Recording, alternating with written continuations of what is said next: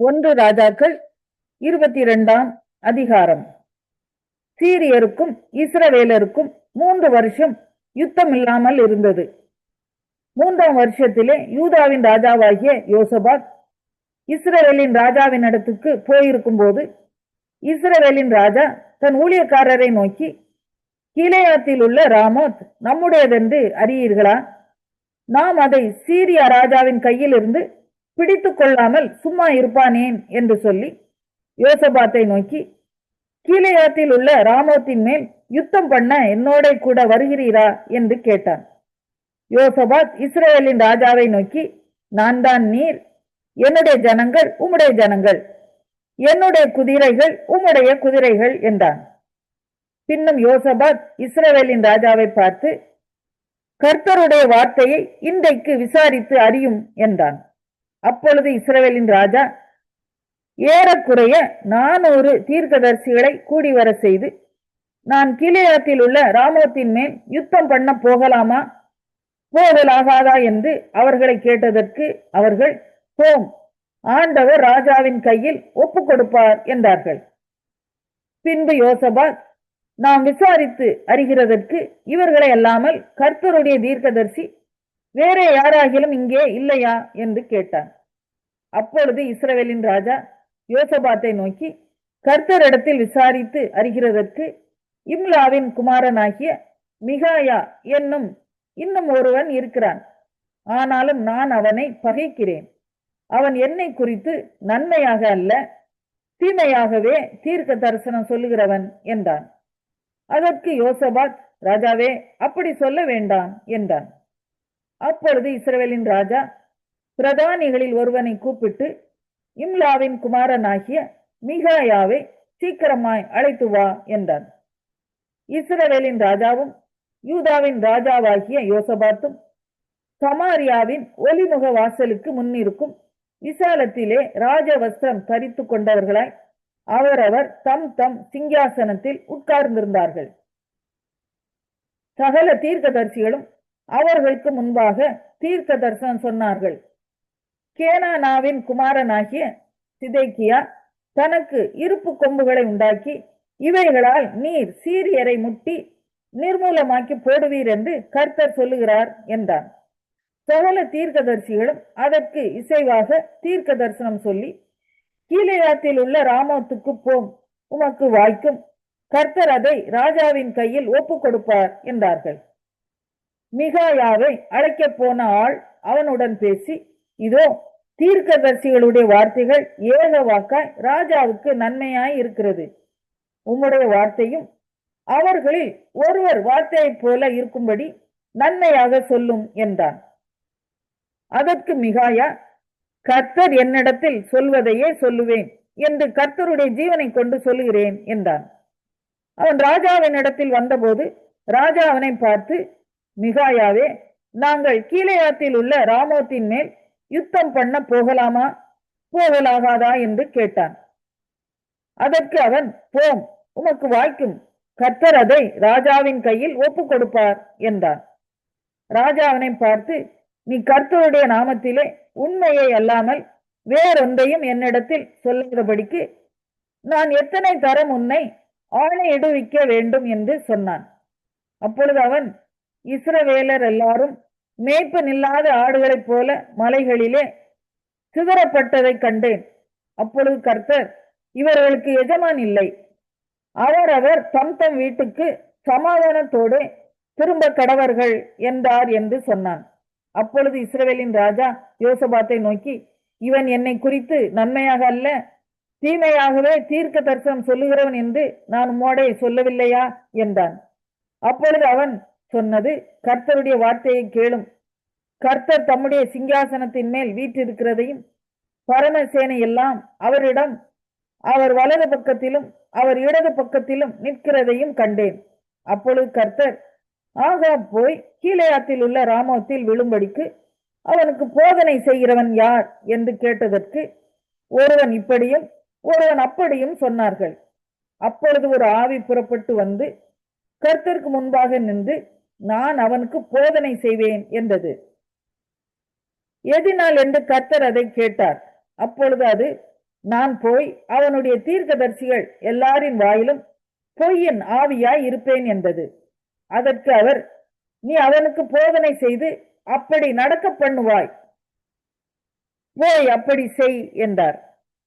ஆதலால் கர்த்தர் பொய்யின் ஆவியை இந்த உம்முடைய தீர்க்கதரிசிகளாகிய இவர்கள் எல்லாருடைய வாயிலும் கட்டளையிட்டார்.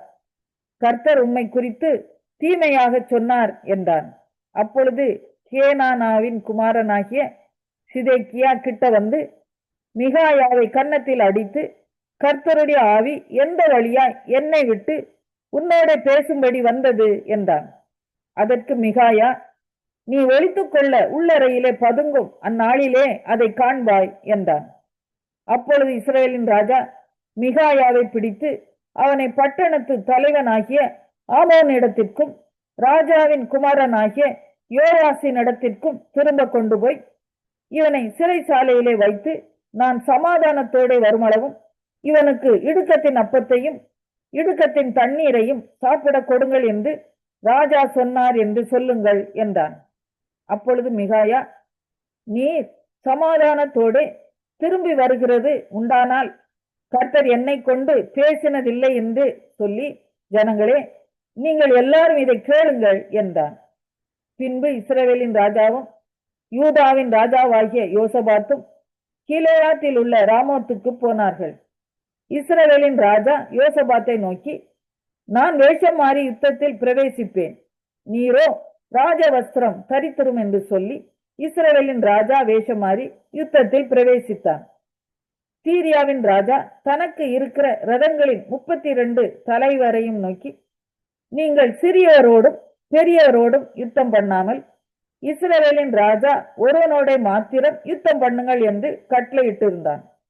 ஆதலால் ரதங்களின் தலைவர் யோசபாத்தை காண்கையில், இவன் தான் இஸ்ரவேலின் ராஜா என்று சொல்லி யுத்தம் பண்ண அவனுக்கு நேராக சாய்ந்து வந்தார்கள். அப்பொழுது யோசபாத் கூக்குரலிட்டான், இவன் இஸ்ரவேலின் ராஜா அல்ல என்று ரதங்களின் தலைவர் கண்டு அவனை விட்டு விலகி போனார்கள். ஒருவன் நினையாமல் வில்லை நாணேற்றி எய்தான். அது இஸ்ரவேலின் ராஜாவினுடைய கவசத்தின் சந்துகளுக்குள் பட்டது. அப்பொழுது அவன் தன் சாரதியை பார்த்து, நீ திருப்பி என்னை இராணுவத்துக்கு அப்பால் கொண்டு போ, எனக்கு காயம் பட்டது என்றான். அன்றைய தினம் யுத்தம் அதிகரித்தது. ராஜாவை சீரியருக்கு எதிராக ரதத்தில் நிறுத்தி வைத்தார்கள். சாயங்காலத்திலே அவன் இறந்து போனான். காயத்தின் ரத்தம் ரதத்தின் தட்டிலே வடிந்தது. பொழுது போகும்போது அவரவர் தம் தம் பட்டணத்திற்கும் அவரவர் தம் தம் தேசத்திற்கும் போகலாம் என்று இராணுவத்தில் பறை சாற்றப்பட்டது. அப்படியே ராஜா இறந்த பின்பு சமாரியாவுக்கு கொண்டு வரப்பட்டான். ராஜாவை சமாரியாவில் அடக்கம் பண்ணினார்கள். அந்த ரதத்தையும் அவனுடைய கவசத்தையும் சமாரியாவின் குளத்திலே கழுவுகிற போது கர்த்தர் சொல்லி இருந்த வார்த்தையின்படியே நாய்கள் அவன் இரத்தத்தை நக்கினது. ஆகாபின் மற்ற வர்த்தமானங்களும் அவன் செய்தவை யாவும், அவன் கட்டின தந்த அரமனையின் வரலாறும் அவன் கட்டின எல்லா பட்டணங்களின் வரலாறும் இஸ்ரவேல் ராஜாக்களின் நாளாகம புஸ்தகத்தில் அல்லவோ எழுதியிருக்கிறது. ஆகாப் தன் பிதாக்களோட நித்திரை அடைந்த பின் அவன் குமாரனாகிய அகசியா அவன் ஸ்தலத்தில் ராஜாவானான். ஆசாவின் குமாரனாகிய யோசபாத் இஸ்ரவேலின் ராஜாவாகிய ஆகாபின் 4ஆம் வருஷத்தில் யூதாவின் மேல் ராஜாவானான். யோசபாத் ராஜாவாகிற போது 35 வயதாயிருந்து 25 வருஷம் எருசலேமில் ராஜபாரம் பண்ணினான். சில்கியின் குமாரத்தியாகிய அவனுடைய தாயின் பேர் அசுபாள். அவன் தன் தகப்பனாகிய ஆசாவின் வழிகளிலெல்லாம் நடந்தான். அவன் அதை விட்டு விலகாமல் கர்த்தரின் பார்வைக்கு செம்மையானதை செய்தான். ஆகிலும் மேடைகள் தகர்க்கப்படவில்லை. ஜனங்கள் இன்னும் மேடைகளின் மேல் பலியிட்டு தூபம் காட்டி வந்தார்கள். யோசபாத் இஸ்ரவேலின் ராஜாவோடு சமாதானமாய் இருந்தான். யோசபாத்தின் மற்ற வர்த்தமானங்களும் அவன் காட்டிய வல்லமையும் அவன் பண்ணின யுத்தமும் யூதாவுடைய ராஜாக்களின் நாளாகம புஸ்தகத்தில் அல்லவோ எழுதியிருக்கிறது. தன் தகப்பனாகிய ஆசாவின் நாட்களில் மீதியாய் விட்டிருந்த லட்சையான புணர்ச்சிக்காரரையும் அவன் தேசத்திலிருந்து அற்றுப்போக பண்ணினான். அப்பொழுது ஏதோமில் ராஜா இல்லை, பிரதி ராஜா ஒருவன் இருந்தான். பொன்னுக்காக ஓப்பீருக்கு போகும்படி யோசபாத் தர்ஷீஸ் கப்பல்களை செய்தான். ஆனால் அவைகள் போகவில்லை. அவைகள் எசியோன் கேவேரியிலே உடைந்து போயின. அப்பொழுது ஆகாபின் குமாரனாகிய அகசியா யோசபாத்தை நோக்கி, என் வேலைக்காரர் உம்முடைய வேலைக்காரரோடும் கூட கப்பல்களிலே போகட்டும் என்றான். அதற்கு யோசபாத் சம்மதிக்கவில்லை. யோசபாத் தன் பிதாக்களோட நித்திரையடைந்து தாவீதின் நகரத்திலே தன் பிதாக்களோட அடக்கம் பண்ணப்பட்டான். அவன் குமாரனாகிய யோராம் அவன் ஸ்தானத்தில் ராஜாவானான். ஆகாபின் குமாரனாகிய அகசியா யூதாவின் ராஜாவாகிய யோசபாத்தின் 17ஆம் வருஷத்திலே சமாரியாவில் ராஜாவாகி இஸ்ரவேலின் மேல் 2 வருஷம் ராஜபாரம் பண்ணி கர்த்தரின் பார்வைக்கு பொல்லாப்பானதை செய்து தன் தகப்பன் வழியிலும் தன் தாயின் வழியிலும் இஸ்ரவேலை பாவம் செய்ய பண்ணின நேபாத்தின் குமாரன் யெரொபெயாமின் வழியிலும் நடந்து பாகாலை சேவித்து அவனை பணிந்து கொண்டு தன் தகப்பன் செய்தபடியெல்லாம் எரேமியா 49ஆம் அதிகாரம். அம்மோன் புத்திரரை குறித்து கர்த்தர் சொல்லுகிறது என்னவென்றால், இஸ்ரவேலுக்கு குமாரர் இல்லையோ, அவனுக்கு சுதந்திரவாளி இல்லையோ, அவர்கள் ராஜா காத் தேசத்தை சுதந்திரித்துக் கொண்டு அதன் ஜனம் இவன் பட்டணங்களில் குடியிருப்பானே. ஆகையால் இதோ நாட்கள் வரும் என்று கர்த்தர் சொல்லுகிறார். அப்பொழுது அம்மோன் புத்திரரின் பட்டணமாகிய ரப்பாவிலே யுத்தத்தின் ஆர்ப்பரிப்பை கேட்க பண்ணுவேன். அது பாழான மண் மேடாகும். அதற்கடுத்த ஊர்களும் அக்கினியினால் சுட்டரிக்கப்படும். ஆனாலும் இஸ்ரவேல் தன் தேசத்தை சுதந்திரித்துக் கொண்டவர்களின் தேசத்தை சுதந்திரித்துக் கொள்ளும் என்று கர்த்தர் சொல்லுகிறார். எஸ்போனே அளவு ஆயி பாராட்டப்பட்டது. ரப்பாவின் குமாரத்திகளே ஓலமிடுங்கள். இடத்தை உடுத்திக் கொண்டு புலம்பி வேலிகளில் சுற்றித் திரியுங்கள். அவர்கள் ராஜா அதன் ஆசாரியர்களோடும் அதன் பிரபுக்களோடும் கூட சிறைப்பட்டு போவான். எனக்கு விரோதமாய் வருகிறவன் யார் என்று சொல்லி உன் செல்வத்தை நம்பின சீர்கட்ட குமாரத்தியே, நீ பள்ளத்தாக்குகளை பற்றி பெருமை பாராட்டுவானே. உன் பள்ளத்தாக்கு கரைந்து போகிறது. இதோ உன் சுற்றுப்புறத்தார் எல்லாராலும் உன்மேல் திகிலை வரப்பண்ணுவேன் என்று சேனைகளின் கர்த்தராகிய ஆண்டவர் சொல்லுகிறார். நீங்கள் அவரவர் தம் தம் முன் இருக்கும் வழியே ஓட துரத்தப்படுவீர்கள். வலசை வாங்கி ஓடுகிறவர்களை சேர்ப்பார் ஒருவரும் இல்லை. அதற்கு பின்பு அம்மோன் புத்திரருடைய சிறையிருப்பை திருப்புவேன் என்று கர்த்தர் சொல்லுகிறார். ஏதோமை குறித்து சேனைகளின் கர்த்தர் சொல்லுகிறது என்னவென்றால், தேமானிலே இனி ஞானம் இல்லையோ, ஆலோசனை விவேகிகளை விட்டு அழிந்ததோ, அவர்களுடைய ஞானம் கெட்டு போயிற்றோ. தேதானின் குடிகளே ஓடுங்கள், முதுகை காட்டுங்கள், பள்ளங்களில் பதுங்குங்கள். ஏசாவை விசாரிக்கும் காலத்தில் அவன் ஆபத்தை அவன் மேல் வரப்பண்ணுவேன். திராட்சை பழங்களை அறுக்கிறவர்கள் உன்னிடத்திலே வந்தார்களாகில் பின் பறிக்கிறதற்கு கொஞ்சம் வையார்களோ, ராத்திரியில் திருடர்கள் வந்தார்களாகில் தங்களுக்கு போதும் என்கிற மட்டும் கொள்ளையடிப்பார்கள் அல்லவோ. நானோ ஏசாவை வெறுமையாக்கி அவன் ஒளித்துக் கொள்ள கூடாதபடிக்கு அவனுடைய மறைவிடங்களை வெளிப்படுத்தி போடுவேன். அவனுடைய சந்ததியாரும் அவனுடைய சகோதரரும் அவனுடைய அயலாரும் அழிக்கப்படுவார்கள். அவன் இவன் திக்கற்றவர்களாய் போகும் உன் பிள்ளைகளை ஒப்புவி, நான் அவர்களை உயிரோட காப்பாற்றுவேன். உன் விதவைகள் என்னை நம்புவார்களாக. கர்த்தர் சொல்கிறது என்னவென்றால், இதோ பாத்திரத்தில் குடிக்க வேண்டும் என்கிற நியாய தீர்ப்புக்கு உள்ளாயிராதவர்கள் அதில் குடித்தார்கள். நீ குற்றமற்று நீங்களாயிருப்பாயோ, நீ நீங்களாயிராமல் அதில் நிச்சயமாய் குடிப்பாய்.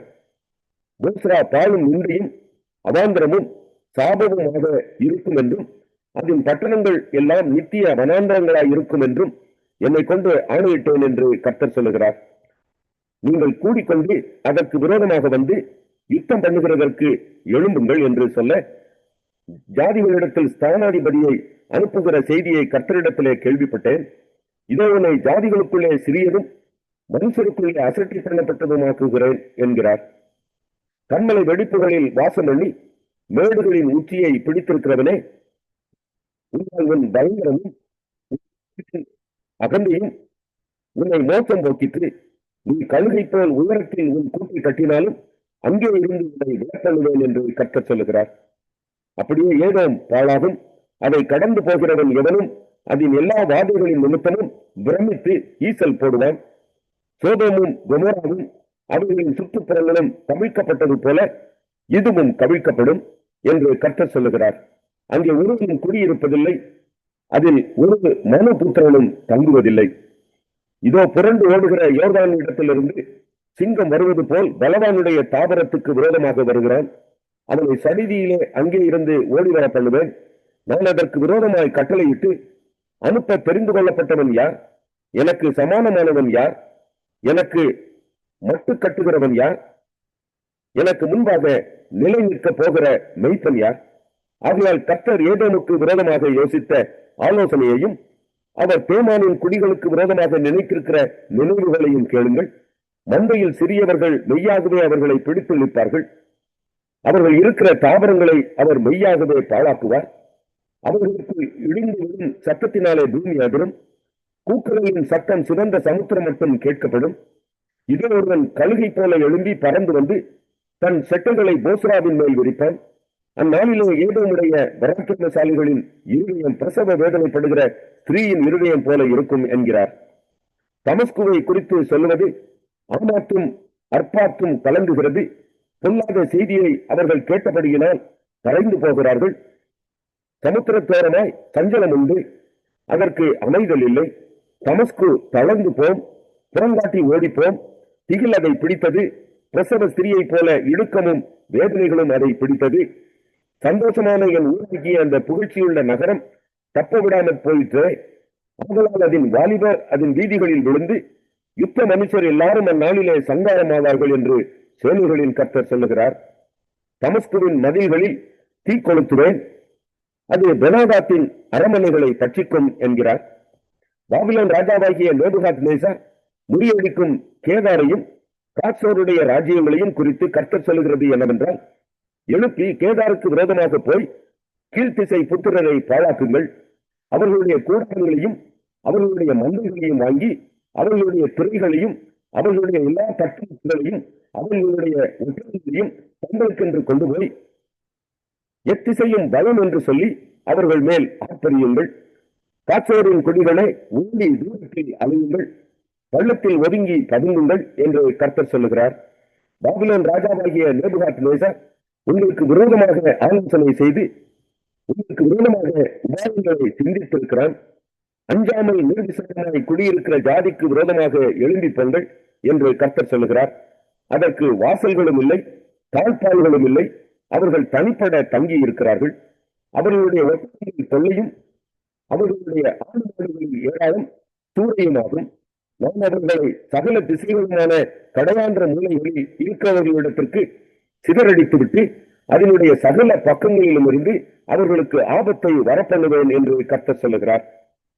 ஆற்றோர் வலு சர்ப்பங்களின் தாபனமாகி என்றைக்கும் பாழாய் கிடக்கும். ஒருவரும் அங்கே குடியிருப்பதில்லை, தங்குவதில்லை என்கிறார். யூதா ராஜாவாகிய சிதேக்கியாவினுடைய ராஜ்யபாரத்தின் துவக்கத்திலே ஏலாமுக்கு விரோதமாக எரேமியா என்னும் தீர்க்கதரிசிக்கு உண்டான கர்த்தருடைய வசனம். சேனைகளின் கர்த்தர் சொல்லுகிறது என்னவென்றால், இதோ நான் ஏலாமின் வில்லென்னும் அவர்களுடைய பிரதான வல்லமையை முறித்து போட்டு வானத்தின் 4 திசைகளிலும் இருந்து 4 காற்றுகளை ஏலாமின் மேல் வரப்பண்ணி அவர்களை இந்த எல்லா திசைகளிலும் சிதறடிப்பேன்.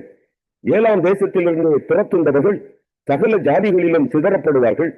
நான் ஏலாமியரை அவர்கள் சத்துருக்களுக்கு முன்பாகவும் அவர்கள் பிராணனை வாங்க தேடுகிறவர்களுக்கு முன்பாகவும் கலங்க பண்ணி என் கோபத்தின் உக்கிரமாகிய தீங்கை அவர்கள் மேல் வரப்பண்ணுவேன் என்று கர்த்தர் சொல்லுகிறார். நான் அவர்களை நிர்மூலமாக்க மற்றும் பட்டணத்தை அவர்களுக்கு பின்னாக அனுப்பி என் சிங்காசனத்தை ஏலாமிலே வைத்து அங்கே இருந்து ராஜாவையும் பிரபுக்களையும் அழித்து போடுவேன் என்று கர்த்தர் சொல்லுகிறார். ஆனாலும் கடைசி நாட்களிலே நான் 1 கொரிந்தியர் 8ஆம் அதிகாரம். விக்கிரகங்களுக்கு படைக்கப்பட்டவைகளை குறித்த விஷயத்தில் நம்ம எல்லாருக்கும் அறிவு உண்டென்று நமக்கு தெரியுமே. அறிவு இருமாப்பை உண்டாக்கும், அன்போ பக்தி விருத்தியை உண்டாக்கும். ஒருவன் தான் ஏதேனும் ஒன்றை அறிந்தவன் என்று எண்ணிக்கொள்வானால் ஒன்றையும் அறிய வேண்டிய பிரகாரமாக அவன் இன்னும் அறியவில்லை. தேவனில் அன்பு கூறுகிறவன் எவனோ அவன் தேவனால் அறியப்பட்டிருக்கிறான். விக்கிரகங்களுக்கு படைக்கப்பட்டவைகளை புசிக்கிற விஷயத்தை பற்றி உலகத்திலே விக்கிரகமானது ஒன்றுமில்லை என்றும் ஒருவரை அன்றி வேறொரு தேவன் இல்லை என்றும் அறிந்திருக்கிறோம். வானத்திலேயும் பூமியிலேயும் தேவர்கள் எண்ணப்படுகிறவர்கள் உண்டு. இப்படி அநேக தேவர்களும் அநேக கர்த்தாக்களும் உண்டாயிருந்தாலும் பிதாவாகிய ஒரே தேவன் நமக்குண்டு. அவரால் சகலமும் உண்டாயிருக்கிறது. அவருக்கென்று நாமும் உண்டாயிருக்கிறோம். இயேசு கிறிஸ்து என்னும் ஒரே கர்த்தரும் நமக்குண்டு. அவர் மூலமாய் சகலமும் உண்டாயிருக்கிறது. அவர் மூலமாய் நாமும் உண்டாயிருக்கிறோம். ஆகிலும் இந்த அறிவு எல்லாரிடத்திலும் இல்லை. சிலர் இற்றைய வரைக்கும் விக்கிரகத்தை ஒரு பொருள் என்று எண்ணி விக்கிரகத்துக்கு படைக்கப்பட்டதை புசிக்கிறார்கள். அவர்களுடைய மனசாட்சி பலவீனமாயிருப்பதால் அசூசிப்படுகிறது.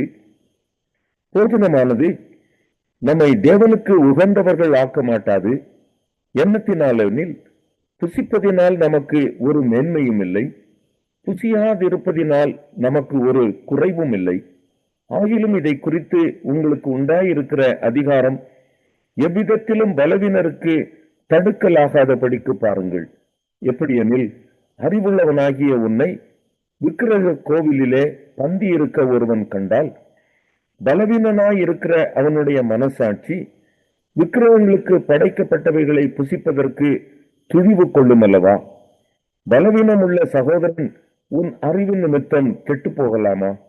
அவனுக்காக கிறிஸ்து மரித்தாரே. இப்படி சகோதரருக்கு விரோதமாய் பாவம் செய்து பலவீனம் உள்ள அவர்களுடைய மனசாட்சியை புண்படுத்துகிறதுனாலே நீங்கள் கிறிஸ்துவுக்கு விரோதமாய் பாவம் செய்கிறீர்கள்.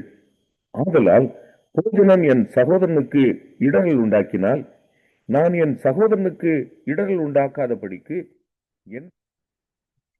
1 கொரிந்தியர் 9ஆம் அதிகாரம். நான் அப்போஸ்தலன் அல்லவா? நான் சுயாதீனன் அல்லவா? நம்முடைய கர்த்தராகிய இயேசு கிறிஸ்துவை நான் தரிசிக்கவில்லையா? கர்த்தருக்குள் நீங்கள் என் கிரியையாய் இருக்கிறீர்கள் அல்லவா? நான் மற்றவர்களுக்கு அப்போஸ்தலனாய் இராவிட்டாலும் உங்களுக்கு அல்லவோ அப்போஸ்தலனாய் இருக்கிறேன்.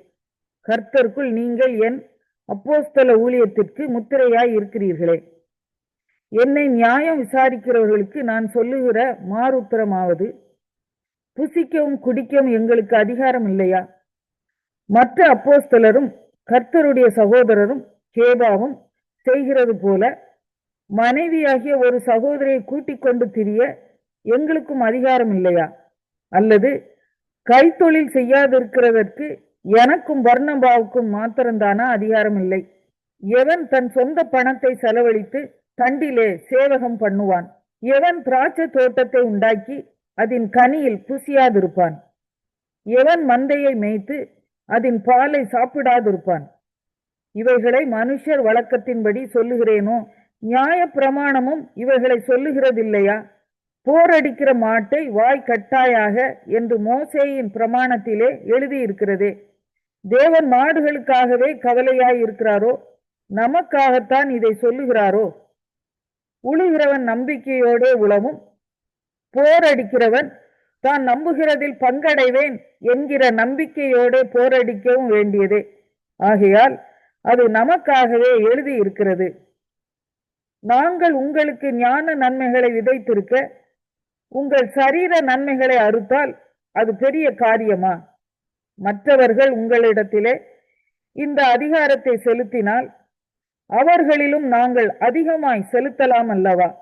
அப்படி இருந்தும் கிறிஸ்துவின் சுவிசேஷத்திற்கு யாதொரு தடையும் உண்டாகாதபடிக்கு நாங்கள் இந்த அதிகாரத்தை செலுத்தாமல் எல்லா பாடும் படுகிறோம்.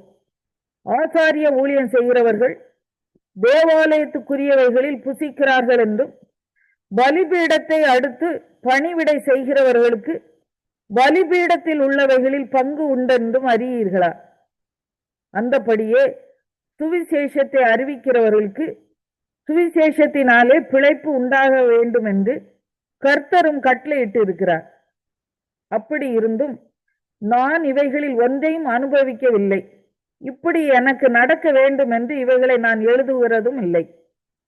என் மேன்மை பாராட்டலை ஒருவன் அபத்தமாக்கிறதை பார்க்கிலும் சாகிறது எனக்கு நலமாயிருக்கும். சுவிசேஷத்தை நான் பிரசங்கித்து வந்தும் மேன்மை பாராட்ட எனக்கு இடமில்லை. அது என்மேல் விழுந்த கடமையாய் இருக்கிறது. சுவிசேஷத்தை நான் பிரசங்கியாதிருந்தால் எனக்கு ஐயோ. நான் உற்சாகமாய் அப்படி செய்தால் எனக்கு பலன் உண்டு. உற்சாகம் இல்லாதவனாய் செய்தாலும் உக்கிரான உத்தியோகம் எனக்கு ஒப்புவிக்கப்பட்டிருக்கிறதே.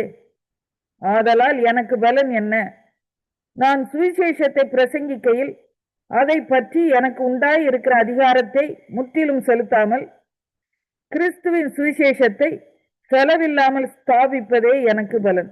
நான் ஒருவருக்கும் அடிமைப்படாதவனாய் இருந்தும் நான் அதிக ஜனங்களை ஆதாயப்படுத்திக் கொள்ளும்படிக்கு என்னைத்தானே எல்லாருக்கும் அடிமையாக்கினேன்.